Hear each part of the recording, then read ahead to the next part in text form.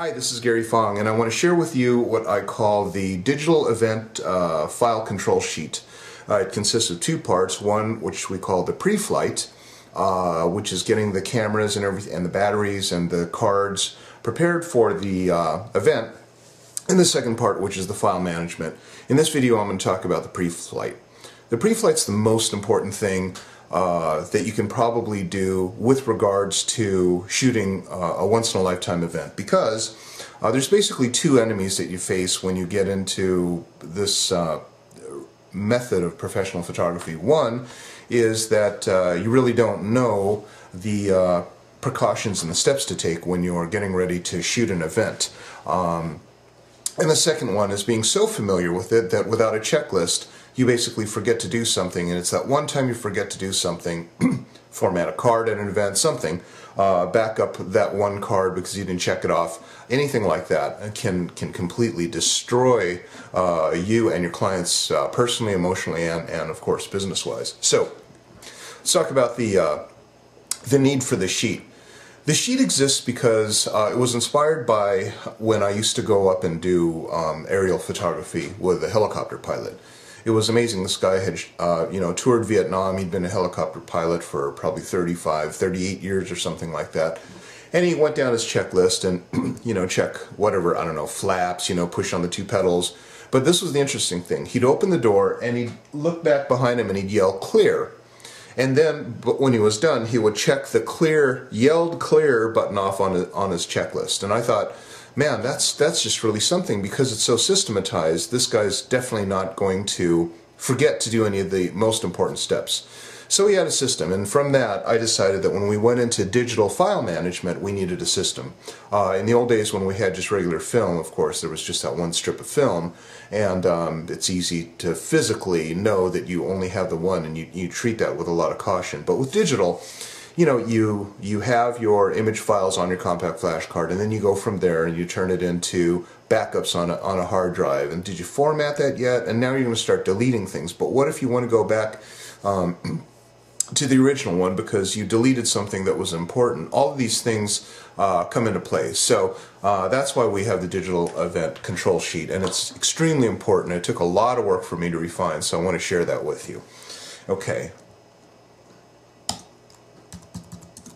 So this is the sheet here, and of course we have it available on the internet somewhere in the comments below under, but it's a template and you can just fill it out yourself. Name of the client, date. Okay, so now the top part, this right here up until here, is what I call the pre-flight. Down here is the post-event processing. So let's go through the pre-flight.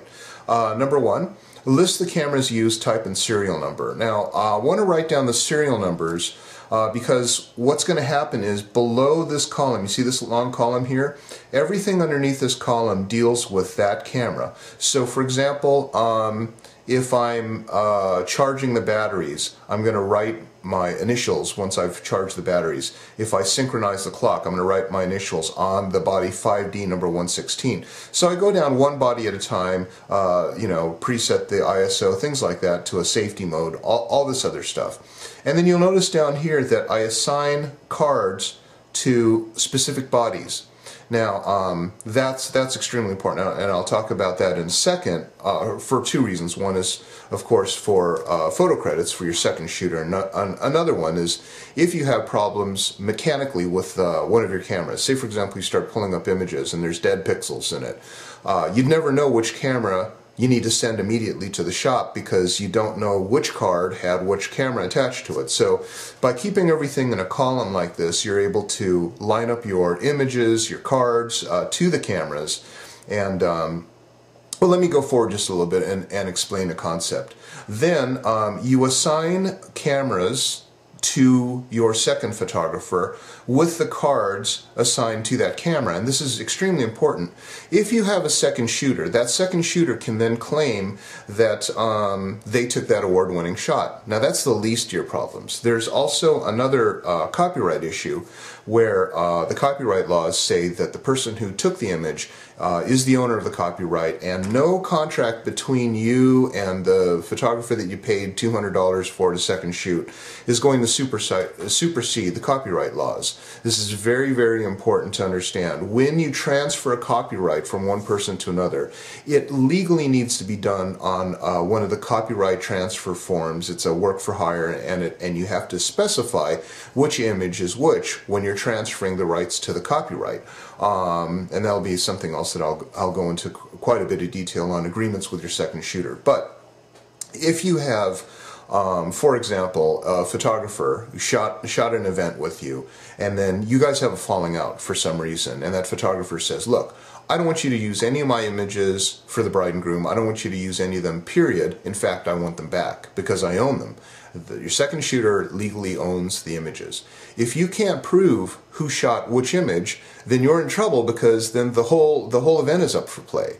So in the worst case scenario, you get in a fight with a second shooter. The second shooter says, no way, you can't use any image that could potentially be mine, and therefore the main photographer is now not allowed to shoot, sell the images to their client.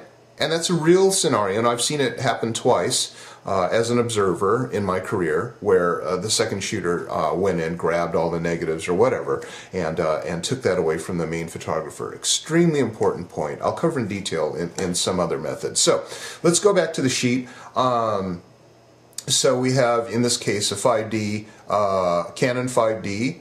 And it's assigned to, you see where it says assigned to initials, so MP, in this example, I'm going to call main photographer, and SS is second shooter. So I've got three bodies for the main photographer, 5D, 5D Mark II, 5D Mark II, and then the second shooter has a D300 with the serial numbers 811, 612 as the last three numbers, okay?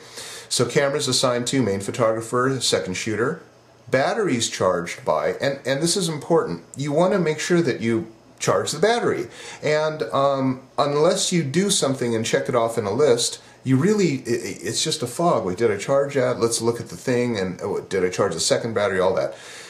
So under the sheet, you don't put your initial down until you've actually done the procedure, because, you know, charging a battery could take quite a while. So when you mark down the initial, that is your verification step. Spare batteries. Now, you have to carry a spare battery or two for every body that you take. The reason that is because, you know, you don't want to have everybody sit around and wait until you get about 10 minutes left on your charger, and then the whole event freezes. Very, very important to take spare batteries, and then to charge them, and then mark it off with your initials when that step is done. The pre-flight, which I call here the pre-flight, of getting your camera ready for the event, takes about 3 hours. So Friday, usually I'd start around 6 o'clock to 9 p.m. Doing the pre-flight, going down the checklist and making sure that everything is done right. Clocks synchronized by, and what I mean by that is, I want to get together all the 5 cameras that are going to be at the event, and I want to synchronize the clocks. Now the way that I do that is I go to the menu, and then I look at the time thing, and then I just put it 1 minute ahead of whatever my computer shows on the computer clock, and then it'll show you the second hand, and then right when it hits the 00, boom. So if it's 9:12 right now, I'm just going to punch in 9:13 p.m. and I'm going to wait until it goes to 00, and I'm going to go 9:13 p.m. and I'm going to do that for all of the cameras. Now the reason why that's important is because if you have 5 cameras shooting, it's like boom, boom, boom, boom, boom. So say for example the kiss. You're got a telephoto lens, and you're going to get the kiss of the bride and groom, and then your second shooter's on the side doing a wide angle of the applause. If you have the clocks not synchronized, maybe 5 minutes off, then it's really, really difficult later to put all these images together in an order that is time sequenced. There is time shifting software, but man, you know, it takes you just a second to set up those clocks. Do that beforehand, and you'll save yourself a ton of grief. So.